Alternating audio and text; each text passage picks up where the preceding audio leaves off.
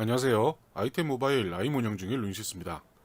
자, 스마트폰 카메라 성능의 비교. 주간 사진은 플래그십이든 중고급기든 귀이간의 차이가 그리 크지 않은 그런 상황이라서 사용자 취향에 따라서 그 우열이 나뉜다고 봐도 좋을 겁니다. 자, 반면에 야간의 경우에는 이 취향의 차이를 떠나서 OIS의 탑재 유무와 그로 인한 사진의 흔들림이 선택의 기준이 된다고 봐도 좋을 텐데요.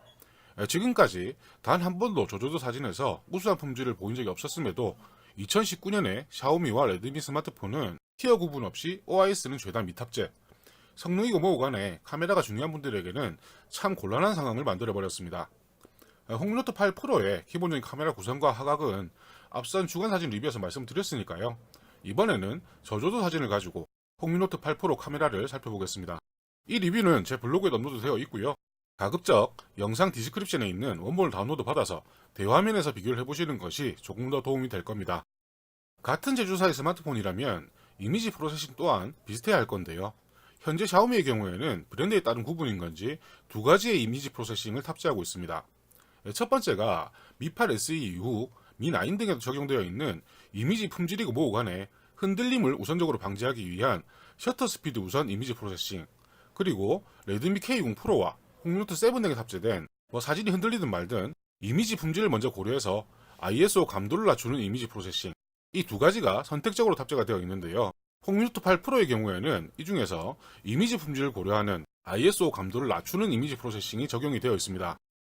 ISO 감도를 낮춘 만큼 셔터 스피드도 그만큼 느려져서 저조도에서 사진을 촬영할 때는 흔들릴 위험이 무척이나 높은데요. 지금 보시는 사진에서 보시다시피 미9의 경우에는 셔터 스피드를 60분의 1초 이상 확보하기 위해서 ISO를 높여서 흔들진 않았지만은 노이즈가 무척이나 많습니다. 대신 홍노트 8 프로의 경우에는 ISO 감도를 낮춰서 노이즈는 미9 사진에 비해서 적지만 셔터 스피드가 20분의 1초에 불과해서 미세하게 흔들린 건지 조금 흐릿한 사진이 나와버렸고요. 가장 우측에 OIS를 탑재한 아이폰 XS 맥스의 경우에는 흔들림을 예방할 수는 있으니까 셔터 스피드와 ISO도 가능한 낮춰서 최상의 사진 품질은 아닐지라도 두 마리의 토끼를 동시에 잡은 예시가 될 거라 봅니다. 아이폰 사진 품질도 그렇게 좋지는 못한데요. 지금 제가 OIS를 탑재한 폰이 아이폰 XS 맥스 뿐이라서 이 부분은 양해를 부탁드립니다. 그 OIS가 탑재가 되지 않았으니까 사용자 스킬에 따라서 사진 품질이 전혀 달라지기도 하는데요. 같은 상황에서 센서 하나만을 사용해서 촬영을 했지만 지금 보시는 사진은 홍노트 8 프로의 6,400만 화소 사진이 미9의 4,800만 화소 사진보다 더 나은 품질을 보여주는 걸 확인할 수가 있습니다. 이미지 프로세싱이 반대의 성향이라서 소니 IMX586과 삼성 GW1 어느 센서가 우수하다 이렇게 판단을 하기에는 무리가 있다 생각이 되고요. 이미지 품질 우선인 만큼 조명이 조금 더 확보가 된다면 지금 보시는 고양이 사진 중앙을 보시면 홍노트 8 프로가 미9 대비해서 디테일이 조금 더 뛰어나다는 건 쉽게 확인이 가능할 겁니다. 아이폰 XS 맥스의 사진을 보시면 아시겠지만 가로등이고 뭐고 조명이 거의 없는 어두운 상태에서도 촬영자의 스킬만 받쳐준다면 미9 정도보다는 더 나은 사진은 얼마든지 촬영을 할 수가 있고요. 그리고 ISO를 가능한 낮추고 있는 만큼 입간판 등의 조명을 촬영했을 때에도 다른 스마트폰들에 비해서 빛 번짐 또한 적다는 것을 쉽게 확인할 수가 있습니다.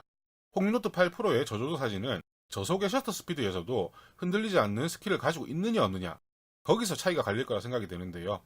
그나마 K20 프로보다는 하드웨어 무게 균형이 좋은 건지 제 경우에는 비슷한 무게에도 흔들린 사진은 거의 나오지를 않았습니다. 그리고 작년부터 샤오미 폰카에 빠지지 않고 탑재가 되어 있는 야간 모드, 상황에 따라 유효적절하게 사용을 한다면 셔터 스피드 우선의 미9보다는 나은 사진이 나오는 경우가 대부분이었고요. 대신에 이 역시도 여러 장의 사진을 합성하는 기술이라서 간혹 흔들려버리면 별다른 방법이 없는 건 매한가지일 겁니다. 이 야간 모드는 지금 보시는 사진과 같이 입간판 등의 특징을 묘사할 때 촬영하면 가장 큰 효과를 볼 수가 있는데요. 이미지 품질이 우선이라서 미9의 야간 모드 사진에 비해서 빛 번짐도 적고 입간판의 조명 밝기 덕분에 이미지가 전체적으로 깨끗하게 나왔다는 것도 확인할 수가 있습니다. 그리고 앞선 사진들 보시면서 이상하다 생각하시는 분들도 있으실 텐데요. 제가 구매한 홍노트 8 프로는 약간의 문제점을 가지고 있습니다. 바로 야간 사진을 촬영할 때 조명의 각도에 따라서 플레어가 계속 따라다니고 있는데요. 이런 현상은 저가형 카메라 보호필름이나 광화 유리를 부착했을 때 유막의 영향으로 발생하는 걸 본 적은 있지만 생폰에서는 처음입니다. 아무리 닦아봐도 개선이 되지 않는 걸 봐서는 카메라 렌즈 안쪽으로 뭔가 문제가 있지 않나 생각이 되고 있고요. 혹시나 홍노트 8 프로 구매하시는 분들은 확인을 해보셔야 할 것 같습니다. 개인적으로는 야간 사진 역시도 올해 리뷰했던 샤오미 스마트폰들 중에서 사진 품질은 가장 괜찮다고 느껴집니다. 플레어가 나타나는 건 구매처에 일단 문의를 해보고 불량이 아니라고 한다면야 분해해서 닦아내든지 해야 할 테고요.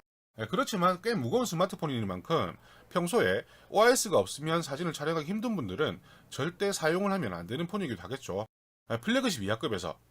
그리고 샤오미의 경우에는 플래그십보다도 나은 카메라 성능인 건 분명한데요. 이미 OIS가 없는 폰을 사용해본 경험이 있는 분들이라면 얼마든지 추천할 수 있습니다. 그렇지만 그게 아니라면 카메라를 목적으로 구매하시는 건 말리고 싶고요. OIS가 없는 스마트폰으로 저조도 촬영. 물론 스마트폰의 하드웨어와 제조사의 이미지 프로세싱도 중요하겠지만 그 이상으로 영향을 미치는 건 사용자의 촬영 스킬과 사용 습관이라고 보셔야 할 겁니다. 그럼 오늘 리뷰는 여기서 마치고요. 이제 게임 등 나머지 부분을 정리해서 다시 찾아뵐 수 있도록 하겠습니다. 감사합니다.